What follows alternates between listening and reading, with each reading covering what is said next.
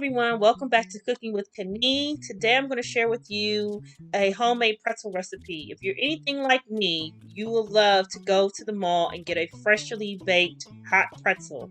And so I decided to try and make it myself. I used to be really intimidated by yeast, but if I can do it, you can do it. It's very easy. This came out perfectly and I love them. So I'm excited to share this with you today.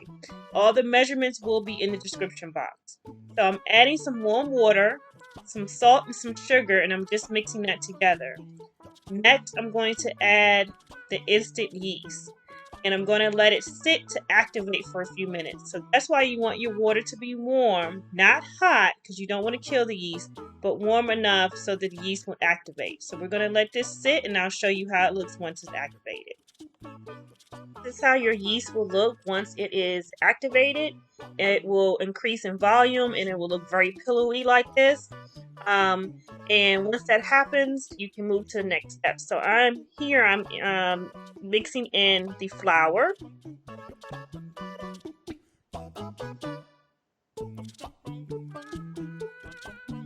And then once I add the flour, I'm going to slowly drizzle in the melted butter. So you want to do this at a slow pace instead of just dumping it all in.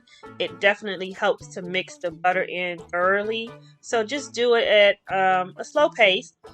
And once the butter is mixed in, you'll let the dough mix for 5 minutes until it forms a ball. So I couldn't tell you anymore how easy this dough is. It is very easy to make. If you haven't made dough with yeast or any type of dough before, just give it a try. Just take the leap. And I'm so glad I started doing that because I make all kind of things now. As you'll see, I have videos on how to make pizza dough. Now I'm making pretzels, and the world is my pickle, so I'll be making a lot more other things, and I will bring those videos to you as well. So just gonna let this mix until it forms a ball. So this is how the dough looks when it is formed into a ball. I really like this dough. I mean, it's just very soft and pillowy. So I just think it's the perfect recipe for these pretzels. So now I'm going to grease a bowl with olive oil so that it can rise. You want to make sure you coat the bowl well so that the dough does not develop a skin when it is rising. So that's what I'm doing here. And now I'm going to put the dough in there, and then I'm going to cover it with plastic wrap. And I'm going to let it rise for an hour in a warm place. I like to let my dough rise in the microwave, of course, with it turned off. Some people use their ovens, of course, turned off as well. But I really like the microwave, so that's a really good place to make sure that it's just a warm, dry place for it to rise properly. So I cover it tightly with the plastic wrap, and then we're just going to let it rise, and I'll let you see how it looks once it has doubled in size. So when your dough is almost finished rising, you want to prepare your baking soda water bath. So basically you want to bring baking soda and your water to a boil. You also want to prepare a cookie sheet with either parchment paper or a silk pack. I like to use a silk pack, but either one will work. So we're going to bring that to the boil and also preheat the oven to 450 degrees. As you can see, my dough rose beautifully. And that was an indication of that my yeast was perfect and the place that I had it rising was a good place, which was the microwave. So I'm taking this out, and what I'm going to do now is start dividing up my dough. So this dough will divide up into 8 to 10 equal pieces. I'm going to cut it in half and work with it half at a time. This was my first time rolling out pretzels, so I recommend if it's your first time, just take it half at a time because it may take you a while to roll them out and you don't want your dough drying out on you.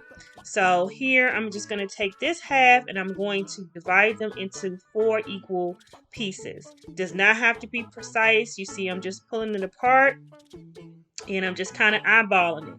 I'm taking a few little pinches from certain sections just to get it as equal as I can.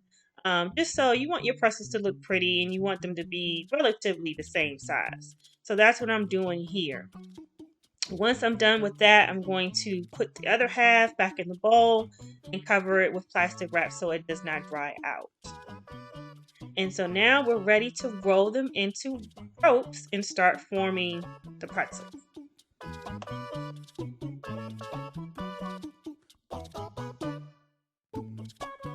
Now I'm going to take one of my dough balls and roll it out into a long rope.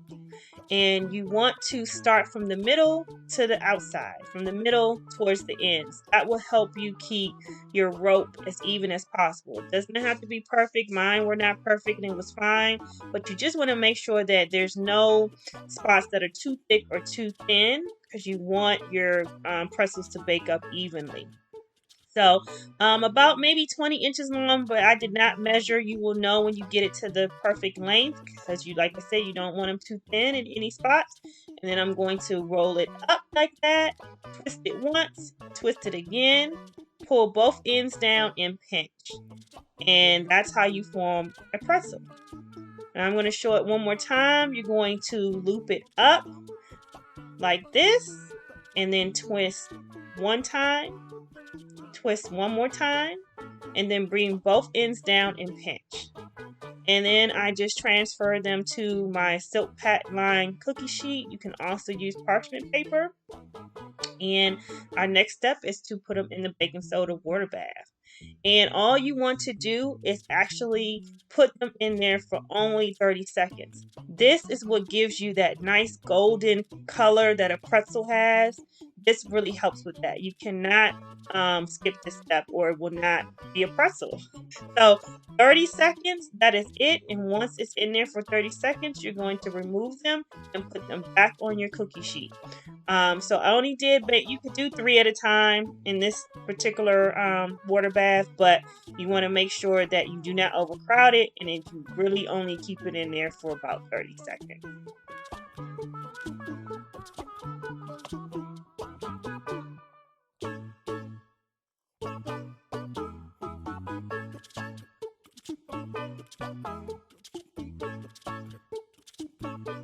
So now I'm going to brush them with some egg wash, and that's basically 1 egg and a little bit of water, and that helps achieve that golden dark brown color that is unique to pretzels. It also is going to help with the pretzel salt sticking to the pretzel. So I am so glad that I took the leap to make pretzels finally. I was always intimidated by forming them. I thought it always looked hard to form pretzels, but it's actually very easy, as you can see. And so I'm so glad that I decided to do it. So now here I'm going to use pretzel salt. You can use pretzel salt or kosher salt. You definitely do not want to use table salt. You need a very coarse salt on pretzels. So kosher or pretzel salt works well. So after I do that, I'm going to bake them in the 450-degree oven for 12 to 14 minutes. And then I'll be ready to share with you how nice they look. Look how beautiful these pretzels look. Now, the shape could have been a little bit better. I could have stretched the holes out a little bit more so they didn't close up. But I didn't care. I thought it was perfect for my first time. I loved how they looked. The color was spot on. And the taste was spot on as well. So I'm just brushing them with some butter, which just adds to the look of them and the taste. And I am going to melt some cheese. I love to eat my pretzels with cheese. I'm not a mustard girl, I'm a cheese girl. So here is how they look in the inside. They are just so fluffy and the texture was spot on. I just want to thank you for watching. I hope you make them. If you do, leave me a comment below and let me know how you like them. And I can't wait to bring you more recipes. And until then, happy cooking.